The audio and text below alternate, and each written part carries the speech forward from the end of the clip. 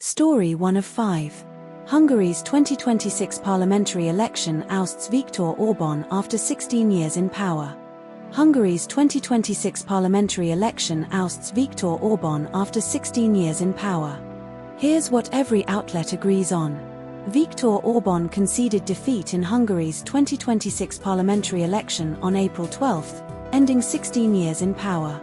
Peter Magyar's Tisza party won 137 to 138 seats in the 199-seat parliament, securing a two-thirds supermajority. Record voter turnout was nearly 80%, 77 to 79.5% of eligible voters, the highest in Hungary's post-communist history. US Vice President J.D. Vance visited Budapest on April 8 to 9 to endorse Orbán, calling it an unprecedented trip to help him win. Donald Trump repeatedly endorsed Orbán, including a Truth Social post on April 10 urging Hungarians to get out and vote for Viktor Orbán. But not all outlets told the same story. The Guardian and ABC report that Orbán's concession was on April 12, but Newscomau's Article 1 states the concession was on April 12 at 22 hours 25 minutes and 28 seconds, while ABC's Article 25 states it was less than 3 hours after polls closed, around 7 p.m. local time. Guardian's Article 3 states turnout was 79.5%, while Newscomau's Article 1 states it was almost 80% and ABC's Article 22 states it was over 77%. Guardian's Article 10 claims Hungary's crude oil imports from Russia were 93% in 2025, while SMH's Article 14 states the same figure but does not specify the year, 2025 versus 2021 comparison. This story was covered by ABC News, The Guardian, news.com.au, Sydney Morning Herald and The Age. Story 2 of 5. Magnitude 4.5 earthquake near Cadia gold mine shakes NSW, April 2026. Magnitude 4.5 earthquake near Cadia gold mine shakes NSW, April 2026. Here's what every outlet agrees on. A magnitude 4.5 earthquake struck near Orange, NSW, at 8:19 p.m. Australian Eastern Standard Time on April 14, 2026, with an epicenter about 30 kilometers southwest of Orange and 5 kilometers depth. Over 2,000 people reported feeling the earthquake to Geoscience Australia, with tremors felt as far as Batemans Bay, hundreds of kilometers away. The earthquake was the largest recorded in the region, surpassing a previous 4.3 magnitude quake in 2017, April 14, 2017. Houses in Orange, 35 kilometers north of the epicenter, shook for about 30 seconds, with reports of violent shaking and rumbling sounds. Newmorn Cadia gold mine detected the quake, evacuated underground staff, and paused operations. No injuries were reported. But not all outlets told the same story. The ABC and SMH state the quake was the largest ever felt in the area, while Newscomau and Guardian describe it as the largest earthquake on record in the region without explicitly calling it the largest felt. Newscomau says the quake was about 8:20 p.m., while ABC, Guardian, and SMH specify 8:19 p.m. Australian Eastern Standard Time. SMH mentions 10 to 15 seconds of rumbling near the epicenter, while ABC and Newscomau report about 30 seconds of shaking in Orange. This story was covered by ABC News, The Guardian, news.com.au, and Sydney Morning Herald. Story 3 of 5. Gulf Airlines PR and market challenges amid regional instability. Gulf Airlines PR and market challenges amid regional instability. Here's what every outlet agrees on.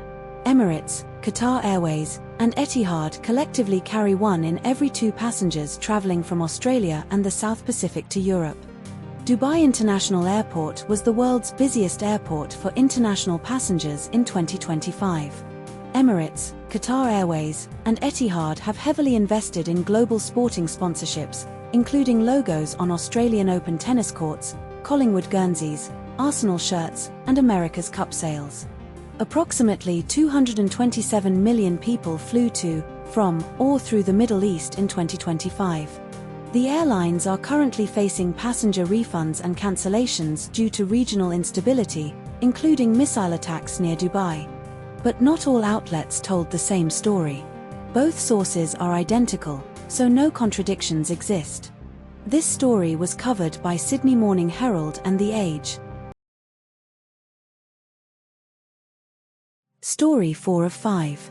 American YouTuber Johnny Somali jailed in South Korea for disrespecting Comfort Women statue. American YouTuber Johnny Somali jailed in South Korea for disrespecting Comfort Women statue. Here's what every outlet agrees on. Johnny Somali, real name Ramzi Khalid Ismail, a 25-year-old American YouTuber, was sentenced to 6 months in prison by the Seoul Western District Court on April 15, 2026. Somali filmed himself kissing and twerking beside a statue commemorating Korean comfort women, women forced into sexual slavery by Japanese occupying forces during World War II, in October 2024. Somali apologized at the time of his indictment, stating he was not aware of the significance of the statue. The Seoul Western District Court found Somali guilty of violating the Minor Offences Act, obstruction of business, and distributing false video content. Somali was banned from leaving South Korea in 2024 after his indictment. But not all outlets told the same story. The ABC states Somali was sentenced on April 15, 2026, while The Guardian does not explicitly state the exact date of sentencing but refers to it as Wednesday, which aligns with the ABC's date. This story was covered by ABC News and The Guardian. Story 5 of 5. Australia announces $53 billion defence spending boost under new National Defence Strategy 2026. Australia announces $53 billion defence spending boost under new National Defence Strategy 2026. Here's what every outlet agrees on. Defence spending will increase by $53 billion over the next decade, with an additional $14 billion over the next 4 years. The 2026 National Defence Strategy, NDS, will be released on April 16, 2026, at the National Press Club in Canberra, with Defence Minister Richard Marles delivering a speech. The government aims to increase defence spending to 3% of GDP by 2033, using NATO's methodology, which includes defence-adjacent spending like pensions and housing subsidies. The $53 billion increase includes $12 billion for the upgrade of Henderson shipyards in Western Australia for AUKUS submarines and Mogama-class frigates. Between $2 billion and $5 billion will be allocated to new drone technology investments. But not all outlets told the same story. The Guardian states the current defence spending is on track to be about 2.03% of GDP, rising to 2.3 to 2.4% by 2033, while ABC reports it is forecast to rise to 2.33% by 2033 under traditional measurement.